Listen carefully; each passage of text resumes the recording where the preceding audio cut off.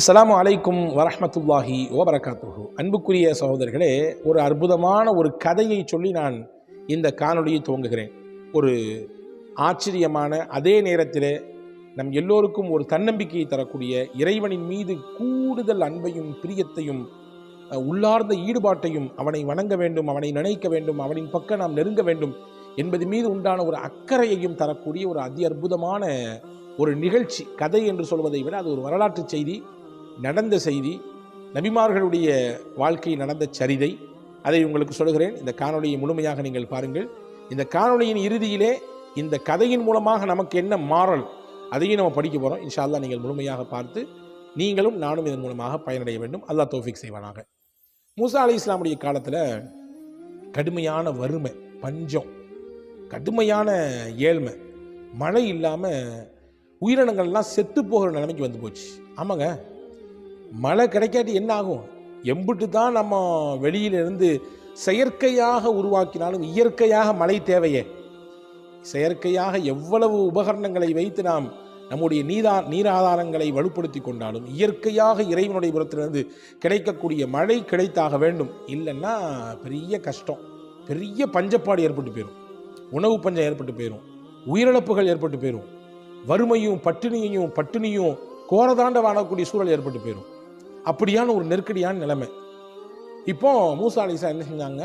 அப்படி ஒரு சூழல் இருக்கிறதுனால எல்லா மக்களையும் ஒன்று சேர்த்து ஒரு மைதானத்துக்கு கொண்டு வந்து அல்லாட்ட சலாத்துல் இஸ்திஸ்கா, மழை தேடி தொழக்கூடிய தொழுகை தொழுது அல்லாட்ட பாவ மன்னிப்பு கேட்டு, யா அல்லாஹ் எங்களுக்கு மழையை கொடு ரப்பே, நாங்கள் செஞ்ச பாவத்தினால தான் நீ மழையை தடுத்து வச்சிருக்க போல தெரியுது, எனவே நீ மழையை கொடுத்துரு, கஷ்டமாக இருக்குது, ரொம்ப வறுமையாக இருக்குது, ரொம்ப பெரிய இழப்பு ஏற்பட்டு போயிடும், மழையை கொடுன்னு அல்லாட்ட கேட்டாங்க. இப்போ அல்லாஹ் மூசா அலைஹிஸ்ஸலாம் சொன்னா, மூசா நீங்கள் கூட்டு வந்திருக்கீங்கல்ல ஒரு கூட்டம், இந்த கூட்டத்தில் ஒருத்தர் இருக்காரு, 40 வருஷம் கடுமையான பாவம், வாழ்க்கை முழுக்க பாவம் தான், 40 வருஷம் பாவம், என்னை பக்கம் வந்தாலும் திரும்பி பார்க்கவே இல்லை, என்னை ஒரு நாள் கூட நினச்சி பார்த்தது இல்லை, ஒரு நாள் 2 நாள் இல்லை, 40 வருஷமாக தொடர்ந்து எனக்கு ஆப்போசிட்டாக நிறைய வேலையை செஞ்சுட்டு இருக்கிறான். அந்த ஒருத்தர் அந்த கூட்டத்தில் இருக்கான்றதுனால தான் நான் மழை கொடுக்காம இருக்கேன். அந்த ஒருத்தர் அந்த கூட்டத்தில் இருக்கான்றதுனால தான் மழை தடைப்பட்டு நிற்குது, மற்றவங்களுக்கெல்லாம் மழை வராமல் நிற்குது, வறுமை பஞ்சம் பீடிச்சிருக்குது. அவர் கலண்டுறாருன்னா பிரச்சனை இல்லை, மழையை கொடுத்துடலாம். மூசா அலைஹிஸ்ஸலாம் எந்திரிச்சு சொன்னாங்கப்பா, யாரோ இந்த கூட்டத்தில் 40 வருஷமாக பாவம் செஞ்சுட்டு இருக்கிறாங்க, பெரிய பாவம், தயவு செஞ்சு நீங்கள் எந்திரிச்சு வெளியே போயிருங்க, உங்களால் மொத்த கூட்டத்துக்குமே மழை இல்லாமல் கிடைக்குது, வறுமையிலையும் பஞ்சத்திலும் அழிஞ்சு போயிடுவோம், கால்நடைகளும் உயிர்களும் செத்து போயிடும், எனவே நீங்கள் தயவு செஞ்சு எஞ்சி வெளியே போயிருங்க, நீங்கள் போயிட்டீங்கன்னா மழை கிடைச்சிடும். போன மாதிரி யாருமே போன மாதிரி தெரியல. மறுபடியும் செஞ்சாங்க. எந்திரிச்சு மூசா அலைஹிஸ்ஸலாம் பேசுனாங்க, இப்போ யாருமே போன மாதிரி தெரியல, இருக்கிறது கன்ஃபார்ம், ஏன்னா சொன்னது நீங்களும் நான் சாதாரண மனிதர் இல்லை, அல்லாஹ் சொல்லியிருக்கான், எனவே எந்திரிச்சு போயிருங்க தயவு செஞ்சு, உங்களால் மொத்த கூட்டத்துக்கும் மழை தடைப்பட்டு போக வேண்டாம், போயிருங்களேன் அப்படின்னா. யாருமே போகலை.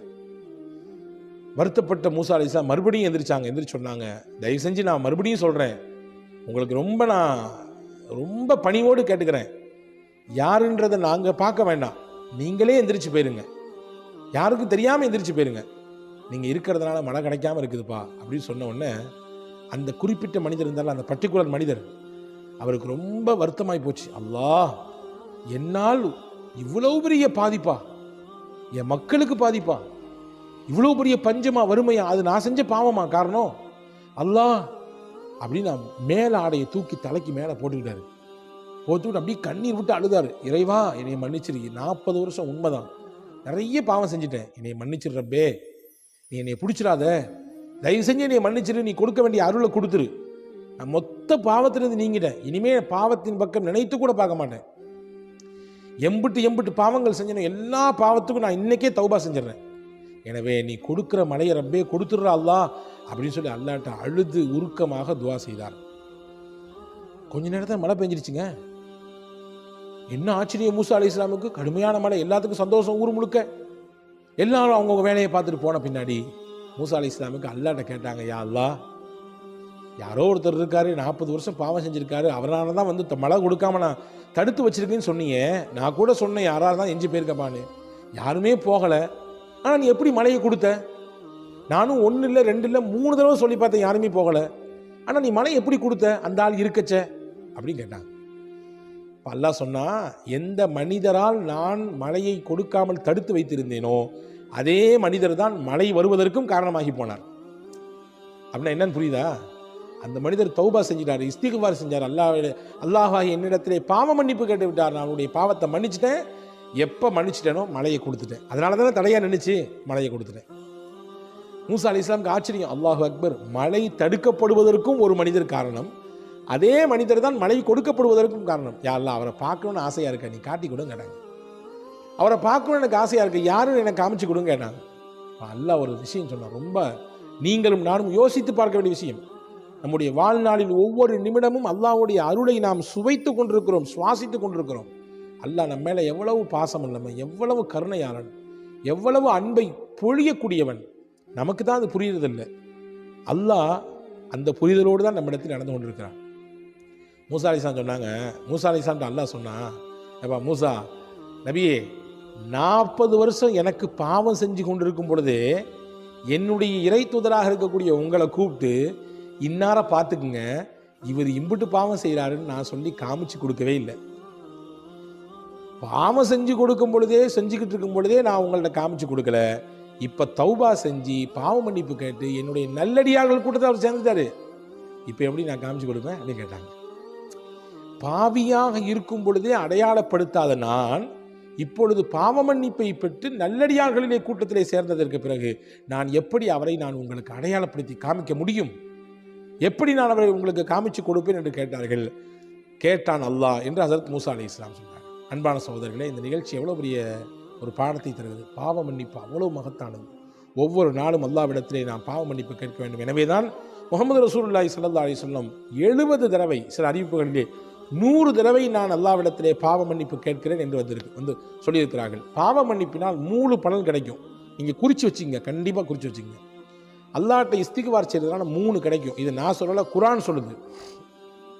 நீங்கள் பாவ மன்னிப்பு கேட்டால் யுர்சிலி சமா அலைக்கும் மிதுராரா, அல்லாஹ் உங்களுக்கு வறுமையை போக்குவதற்கு மழை கொடுப்பான், உங்களுடைய பஞ்சத்தை அழிப்பதற்கு வானிலிருந்து மழையை கொடுப்பான். இது பாவ மன்னிப்பினால் கிடைக்கக்கூடியது. 2வது சொல்கிறாங்க, முக்கியமான நம்ம எல்லாத்துக்கும் தேவை, ஒயுந்திதுக்கும் அம்வால், உங்களுடைய பொருளாதாரத்திலே வளத்தை கொடுப்பான், உயரத்தை கொடுப்பான், நல்ல முன்னேற்றத்தை தருவான். நீங்கள் எந்த அளவுக்கு அல்லாஹ்ட்ட இஸ்திக்பார் செய்றீங்களோ அந்த அளவுக்கு உங்களுக்கு காசு கிடைக்கும். அதாவது பொருளாதாரத்திலே பரக்கத் கிடைக்கும், பொருளாதாரத்திலே வளர்ச்சி கிடைக்கும், பொருளாதாரத்திலே முன்னேற்றம் கிடைக்கும், உங்களுடைய வியாபாரத்தில், உங்களுடைய தொழிலிலே நல்ல வளர்ச்சியை நீங்கள் பார்ப்பீர்கள். பாவ மன்னிப்பை செய்ய செய்ய செய்ய செய்ய. 3வது அல்லாஹ் முக்கியமாக சொன்னால், பனீன், பிள்ளை இல்லாமல் ஏங்கி கொண்டிருக்கக்கூடிய தம்பதிகள் அதிகப்படியாக அல்லாஹ்விடத்தில் இஸ்திக்பார் செய்யணும். அப்படின்னா என்ன பொருள்? நீங்கள் செஞ்சுருக்கக்கூடிய பாவத்தினால தான் உங்களுக்கு பிள்ளை தராமல் அல்லாஹ் இருக்கிறானா, அப்படி புரிஞ்சிடக்கூடாது. இஸ்திக்பாரின் மூலமாக கிடைக்கக்கூடிய 3வது முக்கிய பலன், பிள்ளை இல்லாதவர்களுக்கு அல்லாஹ் பிள்ளை செல்வங்களை, வாரிசுகளை கொடுப்பதற்கு ஒரு காரணியாக அல்லாஹ் இஸ்திக்பாரை வச்சிருக்கான். எனவே யார் ஒருவர் அதிகப்படியாக அல்லாஹ்விடத்திலே பாவ மன்னிப்பை கேட்பாரோ, அல்லாஹ்விடத்தில் இஸ்திக்பார் செய்வாரோ, அல்லாஹ் அவருக்கு வாரிசு இல்லை என்றால் வாரிசை தருவதற்கும் போதுமானவன். இது 3 விஷயத்தை அல்லாஹ் தருவான் இஸ்திக்பார் வழியாக என்று அல் குர்ஆனிலே அல்லாஹ் சொல்கிறான். எனவே அன்பான சகோதரர், பாவ மன்னிப்பு இஸ்திக்பார் அல்லாஹ்ட்ட டெய்லி கேட்கணும். எப்போவாவது ஒருக்க ரமதானில் 2வது பகுதி அதோட முடிஞ்சு போச்சு அப்படின்னு நினச்சிக்காதீங்க, ஒவ்வொரு நாளும் கேட்க வேண்டும். இந்த காணொளியின் கடைசி நேரம் வந்துவிட்டது. நான் ஒரே ஒரு இஸ்திக்பாரை சொல்கிறேன். வாழ்நாளில் நிச்சயம் மனநமிட்டு ஓத வேண்டிய, ஒவ்வொரு நாளும் ஓத வேண்டிய இஸ்திக்பார். ரசூலுல்லாஹ் சொன்னாங்க, யார் நான் சொல்லித்தரக்கூடிய இந்த இஸ்திக்பாரை காலையில் ஓதி அன்றைய மாலைக்குள் மரணத்தை தழுவுகிறாரோ அவர் சொர்க்கத்திற்கு செல்வார். யார் ஒருவர் மாலையிலே நம்பிக்கையோடு ஓதி மறுநாள் காலைக்குள்ளே வஃபாத்தாகிறாரோ அவர் சொர்க்கத்திற்கு செல்வார். மவுத்துங்கிறது 2 நேரத்தில் ஏதாவது ஒரு நேரம், ஒன்று பகலில் வரும் அல்லது மவுத் நைட்டு வரும். 24 மணி நேரம் தான் வரப்போது, அவ்வளோதானங்க. அந்த 24 மணி நேரத்திலே பகலும் இருக்கிறது, ராத்திரியும் இருக்கிறது. அப்போ காலையில் ஓதிவிட்டால், பகலில் மரணம் வந்தால், அதை நம்பிக்கையோடு ஓதும் பட்சத்திலே நிச்சயம் நம் சொர்க்கத்திற்கு தகுதியானதாக மாறுவோம். மாலை ஓதிவிட்டால் நம்பிக்கையோடு, மறுநாள் காலை விடுவதற்குள் நமக்கு மரணம் என்று இருக்குமே ஆனால் நிச்சயமாக அதன் மூலமாக சொர்க்கத்திற்கு நான் செல்வோம். அதுதான் சய்யிதுல் இஸ்திக்பார். முஹம்மது ரசூலுல்லாஹி ஸல்லல்லாஹு அலைஹி வஸல்லம் கற்றுத்தந்த ஹதீஸ் புகாரி ஷரீஃபிலே பதிவாக இருக்கிறது. ரசூலுல்லாஹி சொன்னார்கள், இந்த ஹதீதை, இந்த இஸ்திக்பாரை கட்டாயம் மனனமிடுங்கள். இதிலே நான் ஸ்க்ரீனிலே கொடுக்குறோம், இன்ஷா அல்லாஹ் டிஸ்கிரிப்ஷனும் தருகிறோம்.